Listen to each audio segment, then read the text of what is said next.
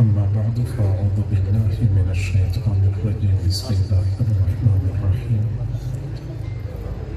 لقد من الله على المؤمنين إذ بعث فيهم رسولا من أنفسهم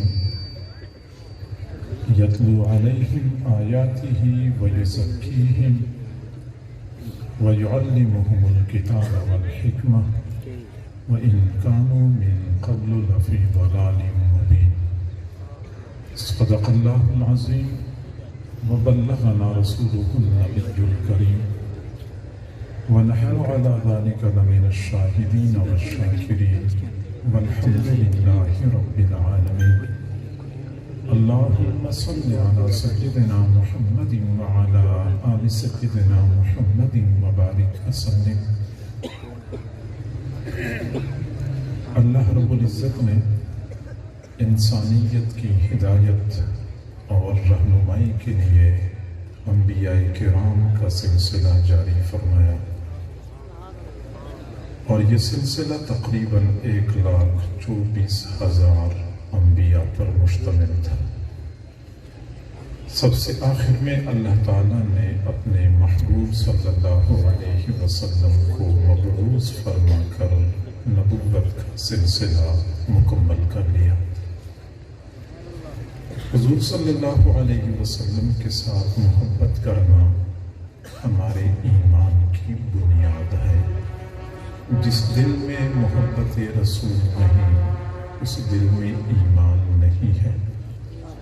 یہ میرا فتویٰ نہیں، میرے استاد کا فتویٰ نہیں، بلکہ حضور صلی اللہ علیہ وسلم کا اپنا جاری کردہ فتویٰ ہے۔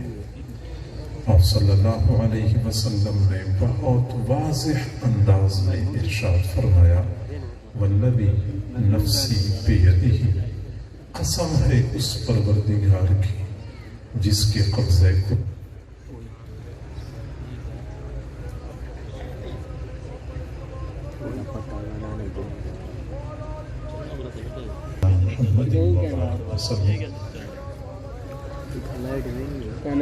حضور صلی اللہ علیہ وسلم نے فرمایا والذی نفسی بیدہ، قسم ہے اس پروردگار کی جس کے قبضے قدرت میں میری جان ہے، لا یؤمن احدکم، تم میں سے کوئی بندہ اس وقت تک مؤمن نہیں ہو سکتا حتی اکون احب الیہ من والدہ وولدہ والناس اجمعین، جب تک کہ میں اس کو اس کے والد، اس کی اولاد اور سارے لوگوں سے بڑھ کے محبوب نہ بن جاؤں۔ محبت رسول کی بنیاد پر ہماری ایمان کی عمارت کھڑی ہے۔ مشاہدہ یہ ہے کہ بنیاد مضبوط ہوتی ہے تو عمارت مستحکم ہوتی ہے، اگر بنیاد کمزور ہو تو عمارت کو مضبوط بنایا ہی نہیں جا سکتا۔ اگر ہم چاہتے ہیں کہ ہماری ایمان کی عمارت مضبوط ہو تو اس کو محبت رسول کی مستحکم بنیادیں فراہم کرنی ہوں گی۔ اور یہ بھی ایک حقیقت ہے کہ ہم میں سے ہر بندہ یہ دعویٰ کرتا ہے کہ میں عاشق رسول ہوں، اور میرا جتنا عاشق رسول تو کوئی دوسرا ہے ہی نہیں۔ اور خاص طور پہ جب ربیع الاول کا مہینہ شروع ہو جاتا ہے تو ہمارا عشق رسول اجاگر ہو جاتا ہے، بیدار ہو جاتا ہے۔ لیکن افسوس سے کہنا پڑتا ہے کہ جو ہی یہ خاص مہینہ گزر جاتا ہے ہماری محبت جھاگ کی طرح بیٹھ جاتی ہے، پھر سال کے 11 مہینے ہمیں نہیں پتا ہوتا کہ تو کون اور میں کون۔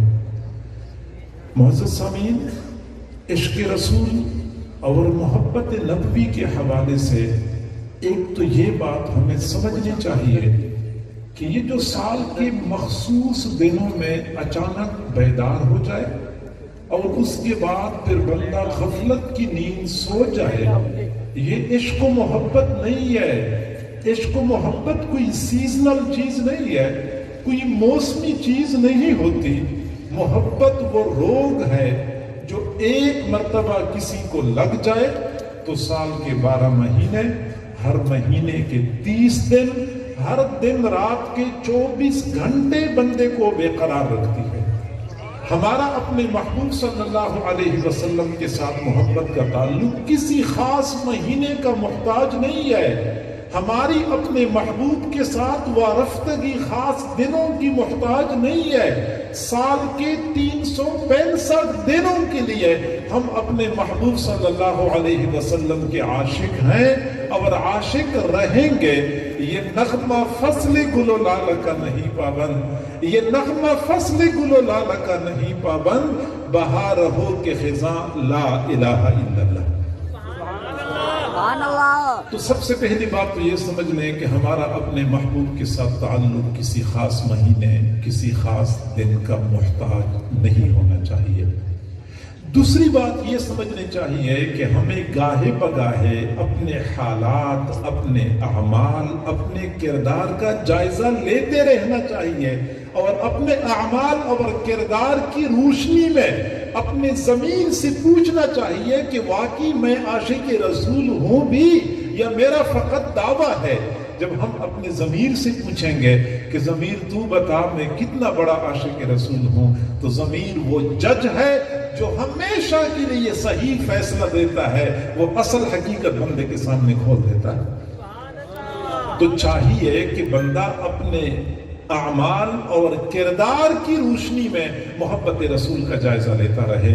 میرے بھائیوں، میں یہ عرض کروں کہ جس طرح میں عشق رسول کا دعویٰ کرتا ہوں، آپ تمام حضرات عشق رسول کا دعویٰ کرتے ہیں، ایسے ہی اللہ تعالیٰ نے بھی تو اپنے محبوب کی زلفوں کی قسمیں کھائی ہیں، محبوب کے رخساروں کی قسمیں کھائی ہیں، گویا کہ اللہ تعالیٰ بھی محبت کرتا ہے۔ اچھا میں ناقص، میری محبت ناقص، اللہ کامل، اللہ کی محبت کامل ہے۔ اچھا سوال یہ پیدا ہوتا ہے کہ اگر اللہ تعالیٰ اپنے محبوب سے محبت کرتا ہے تو اس قدر کامل محبت کے باوجود اللہ تعالیٰ نے اپنے محبوب صلی اللہ علیہ وسلم کو مکہ مکرمہ کی سنگلاخ وادی میں بھیجا، جہاں نہ سبزہ تھا، نہ سبزہ زار تھا، نہ موسم خوشگوار تھا، نہ معاشرہ مہذب تھا، نہ لوگ قدردان تھے۔ کبھی آپ کو ساحر، شاعر، کاہن کہا کرتے تھے، کبھی آپ کو پتھر مارتے تھے، آپ سجدے کی حالت میں ہوتے تھے، اونٹنیوں کی اوجھڑیاں، انتھڑیاں، بچہ دانیاں اٹھا کے آپ صلی اللہ علیہ وسلم کے کندھوں پہ ڈھیر کیا کرتے تھے۔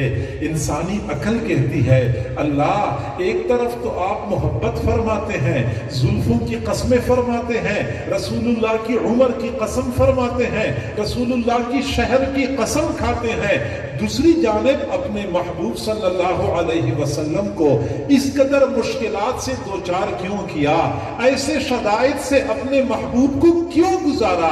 یہ سوال بندے کے ذہن میں پیدا ہوتا ہے۔ تو میرے بھائیوں اس کا جواب یہ ہے کہ اللہ رب العزت نے دنیا والوں کو بتانا تھا کہ میرے محبوب صلی اللہ علیہ وسلم کا مقام اور مرتبہ بہت بلند ہے، تم اس کا تصور نہیں کر سکتے، لیکن میرے دین کی قدر و قیمت کچھ اور ہے۔ آپ صلی اللہ علیہ وسلم کے ساتھ جو بدسلوکی کی گئی اسی دین کی وجہ سے کی گئی۔ جب تک آپ نے یہ دین اہل مکہ کے سامنے پیش نہیں فرمایا تھا، اس وقت تو حضور صلی اللہ علیہ وسلم پورے مکے والوں کے منظور نظر تھے، صادق اور امین کے نام سے پکارے جاتے تھے، آپ کی عظمت اور شرافت مسلم تھی، سارے لوگ آپ کو قدر اور احترام کی نظر سے دیکھتے تھے۔ جس دن آپ نے اپنا دین پیش کر دیا اس دن مکہ والے آپ کی دشمن بن گئے، بلکہ آپ کی جان کے در پہ ہو گئے۔ یہ وہی دین ہے جو آج ہمارے درمیان قسم پرسی کی حالت میں موجود ہے۔ اس دین کو پس پشت ڈال کر ہم محبت رسول کی دعوے کرتے ہیں، یقیناً یہ خوش فہمی ہے بلکہ غلط فہمی ہے۔ ہمیں اس غلط فہمی کے خول سے باہر نکلنے کی ضرورت ہے، حقیقت کی آنکھیں کھولنے چاہیے، ہمیں حقائق کو مد نظر رکھنا چاہیے۔ تو میرے بھائیوں میرا یہ عقیدہ ہے اور آپ کا بھی یہی عقیدہ ہونا چاہیے کہ حضور صلی اللہ علیہ وسلم کی مبارک جسم سے نکلنے والا پسینے کا ایک قطرہ بالکل چھوٹا سا قطرہ اتنا قیمتی ہے. حضور صلی اللہ علیہ وسلم کی مبارک جسم سے نکلنے والا پسینے کا ایک قطرہ، بالکل چھوٹا سا قطرہ اتنا قیمتی ہے کہ یہ پوری کائنات اس کی قیمت نہیں بن سکتی. یہ ہماری زمینیں اور باغات، دکانیں اور بازار، سونے اور چاندی کی کانیں، ڈیزل اور پیٹرول کی کنویں، یہ ملیں اور فیکٹریاں، یہ بلین اور ٹریلین، یہ سب کچھ مل جائے، میرے محبوب کی مبارک جسم سے نکلنے والے پسینے کے ایک قطرے کی قیمت نہیں بن سکتے. اگر میرے محبوب کے جسم سے نکلنے والا پسینہ اتنا قیمتی تھا تو میرے محبوب کی مبارک آنکھوں سے نکلنے والے آنسو کتنے قیمتی ہوں گے. پھر میرے محبوب صلی اللہ علیہ وسلم کی مبارک جسم سے نکلنے والا خون کتنا قیمتی ہوگا. پھر میرے محبوب صلی اللہ علیہ وسلم کے دندان مبارک کتنے قیمتی ہوں گے.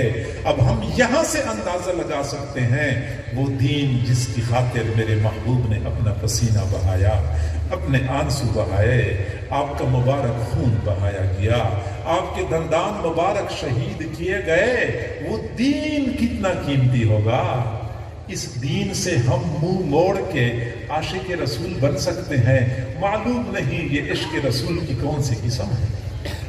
میرے بھائیوں، جب میں حضور صلی اللہ علیہ وسلم کی سیرت کا مطالعہ کرتا ہوں تو مجھے احد کا منظر سامنے آ جاتا ہے کہ جب آپ طائف کا منظر سامنے آ جاتا ہے کہ جب حضور صلی اللہ علیہ وسلم طائف تشریف لے گئے، آپ کا یہ خیال تھا کہ طائف والے میری دعوت قبول کر لیں گے، اور اگر دعوت قبول نہ بھی کریں گے تو کم از کم مہمان نوازی یہ عرب معاشرے کی روایات کا حصہ ہے، کم از کم مجھے اپنے پاس ٹھہرائیں گے، میرا اکرام کریں گے، مہمان نوازی کریں گے. آپ صلی اللہ علیہ وسلم طائف تشریف لے گئے. طائف والوں کو جب پتہ چلا کہ یہ تو نئے دین کی دعوت دینے کے لیے آیا ہے، ایک لمحے کے لیے آپ کو بیٹھنے نہیں دیا، بلکہ فوراً بچوں کو پیچھے لگایا. وہ تالیاں بجاتے تھے، پتھر مارتے تھے. چل چل کے میرے محبوب صلی اللہ علیہ وسلم تھک گئے، ایک جگہ بیٹھ گئے. ظالم آئے، آپ کو دوبارہ اٹھایا، پھر روانہ کر دیا. پھر بچوں نے پتھر مارنے شروع کر دیے. آپ کا نرم نازک بدن لہو لہان ہو چکا تھا. مجبوراً ایک باغ میں پناہ لینی پڑ گئی. جسم مبارک سے خون بہہ رہا تھا. چل چل کے آپ کے مبارک پاؤں اتنے سوج چکے تھے کہ وضو کرنے کے لیے جوتے اتارنے چاہے، جوتے پاؤں میں پھنس گئے تھے، جوتے اتر نہیں رہے تھے. عجیب بے کسی و بے چارگی کا عالم تھا. وہ اللہ جس کو اپنے رحم و کرم پہ بڑا ناز ہے، اس اللہ کو بھی جلال آیا. فرشتہ بھیجا، میرے محبوب سے کہہ دو اگر وہ چاہیں میں طائف والوں کو دو پہاڑوں کے درمیان کچل دوں گا. کوئی بندہ مجھ سے پوچھے، میرے تو یہی جذبات ہیں. محبوب آپ اشارہ کر دیجئے، دونوں طرف کے پہاڑ آپس میں ٹکرا ٹکرا کے ان کو نیست و نابود کر دیں، ان کی نسلیں برباد ہو جائیں. وہ ہاتھ جو آپ پر پتھر مارنے کے لیے اٹھتا ہے، وہ پتھر مارنے سے پہلے شل کیوں نہیں ہوتا؟ وہ جل کے راکھ کیوں نہیں ہوتا؟ آپ ایک اشارہ فرما دیجئے. نہیں، میرے محبوب صلی اللہ علیہ وسلم تو رحمت بنا کر بھیجے گئے تھے. آپ نے دعائیں دینا شروع کر دی. اللہم اہد قومی فإنہم لا یعلمون. اللہ میری قوم کو ہدایت دے دے، میری قوم جانتی نہیں ہے. قوم نے پتھر مارے، آپ نے ان کو دعائیں دی. یہ ایک منظر میرے سامنے ہے. ایک دوسرا منظر غزوہ احد کا میرے سامنے ہے، جب حضور صلی اللہ علیہ وسلم احد کے میدان میں کفار کے نرغے میں آئے. ایک بدبخت کافر نے دور سے پتھر سے وار کر لیا. میرے محبوب صلی اللہ علیہ وسلم کی منور پیشانی کو پتھر لگا، خون کا فوارہ پھوٹ پڑا. ایک اور بدبخت نے تلوار سے وار کر لیا، خود کی کڑی ٹوٹ کے میرے محبوب کی رخسار میں گھس گئی. ایک صحابی نے دانتوں کے ساتھ کڑی باہر نکال لی، خون بہنے لگا. दाढ़ी मुबारक खून से तरबतर हो चुकी थी, रुखसार मुबारक के ऊपर से खून बह रहा था। एक और बदबख्त ने पत्थर से वार कर लिया। हुजूर सल्लल्लाहु अलैहि वसल्लम के मुबारक मुंह को पत्थर लगा, होंठ मुबारक फट गए, मुंह मुबारक खून से भर गया, दंदान मुबारक शहीद हो गए। मेरे जज्बात ये हैं महबूब, अब तो हद हो गई है, आप एक मर्तबा हाथ उठा लीजिए, आप एक मर्तबा हाथ उठा लीजिए, जमीन फट जाएगी, इन लोगों को अपने अंदर नगल लेगी, आसमान झुक के आ जाएगा, इनको अपनी तरफ उचक लेगा। मेरे महबूब, आपने बारहा फरमाया है, उहद पहाड़ मुझसे मोहब्बत करता है, मैं उहद पहाड़ से मोहब्बत करता हूँ, उहद पहाड़ आपसे मोहब्बत करता है। अब उहद पहाड़ के दामन में आपके साथ ये कुछ हो रहा है, आप पहाड़ को इशारा कर दीजिए।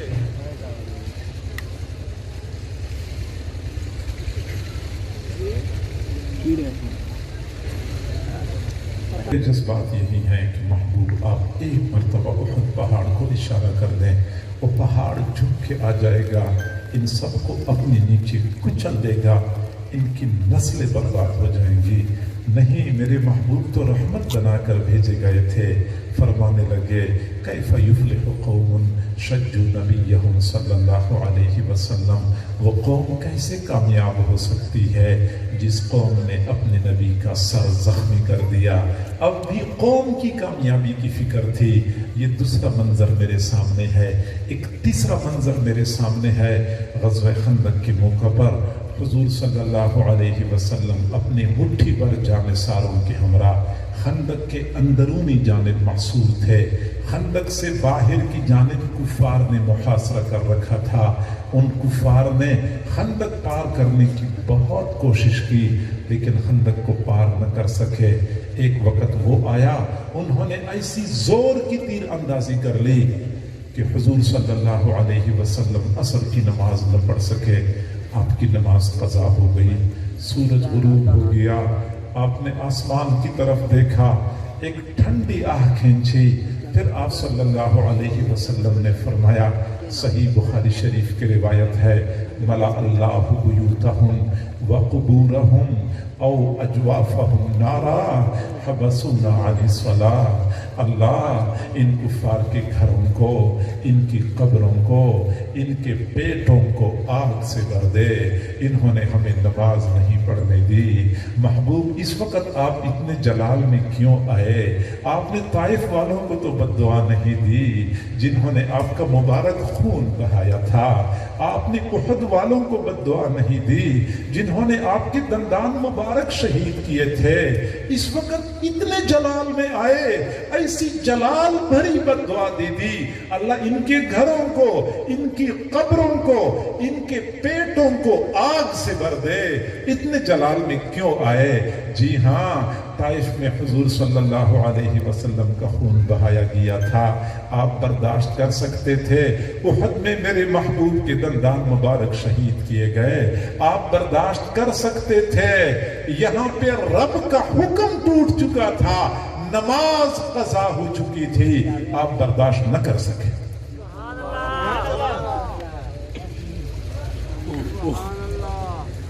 कर रहा था हुजूर सल्लल्लाहु अलैहि वसल्लम के दंदान मुबारक शहीद किए गए। आपने बद्दुआ नहीं दी, आपका मुबारक खून बहाया गया, बद्दुआ नहीं दी, लेकिन एक नमाज कज़ा हो गई। इतने जलाल में आए, अल्लाह इनके घरों को, इनकी कब्रों को, इनके पेटों को आग से भर दे। इन्होंने मुझे नमाज नहीं पढ़ने दी। गोया कि एक नमाज की कदर व कीमत मेरे महबूब के यहाँ आपकी मुबारक खून से ज्यादा थी, आपकी मुबारक दंदान से ज्यादा थी। ये वही नमाज है जो आज हम रोजाना 5 मरतबा अपने घरों में पामाल करते रहते हैं। परवाह नहीं करते कि हम किस कदर अजीम फरीज़े में कोताही का इर्तिकाब करते हैं। मेरे भाइयों, आप आशिक रसूल हैं, मैं भी आशिक रसूल हूँ। तो रबीउल अव्वल का महीना जब शुरू हो गया तो मुझे भी शौक़ लाहिक हो गया कि मैं भी अपने घर पे झंडियाँ लगाऊं, लाइटिंग करूं और गली सजाऊं, ताकि मैं भी आशिक रसूल बन जाऊं। चुनाचे मैंने रात के वक्त झंडियाँ लगानी शुरू कर दी, अपनी गली सजानी शुरू कर दी और पूरी रात मैंने इसी हाल में गुजार दी। रात का आखिरी पहर हुआ, मेरा काम मुकम्मल हो गया, मैं औंधे मुंह बिस्तर पे गिर पड़ा, बहुत थकावट हो रही थी। और जब सुबह के वक्त मेरी आंख खुली तो उस वक्त सुबह के 8 बज चुके थे। फिर मैं घर से बाहर निकला, मैंने अपनी गली में झांक के देखा, लाइटिंग देखी, झंडियाँ देखी। मैंने कहा कि मैं कितना बड़ा आशिक रसूल हूँ, इतना बड़ा आशिक तो पूरे तरंडा में कोई नहीं होगा। किसी ने अपनी गली इतनी नहीं सजाई होगी जितनी गली मैंने सजाई है। जब मैंने ये कहा तो मेरे ज़मीर ने मुझे चीख चीख के जवाब दिया कि तेरा दावा तो है कि तू आशिक रसूल है, लेकिन तुझे इश्क रसूल में से एक बाल के बराबर भी हिस्सा नहीं मिला है।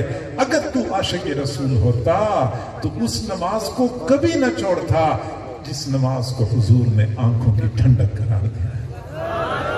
मेरे महबूब ने ये नहीं फरमाया कि झंडियां मेरी आंखों की ठंडक है, लाइटिंग मेरी आंखों की ठंडक है, नमाज मेरी आंखों की ठंडक है। मेरे भाइयों, वो गलियां सजाने में मुकाबला करने वालों, लाइटिंग करने में मुकाबला करने वालों, कभी मस्जिदों को आबाद कर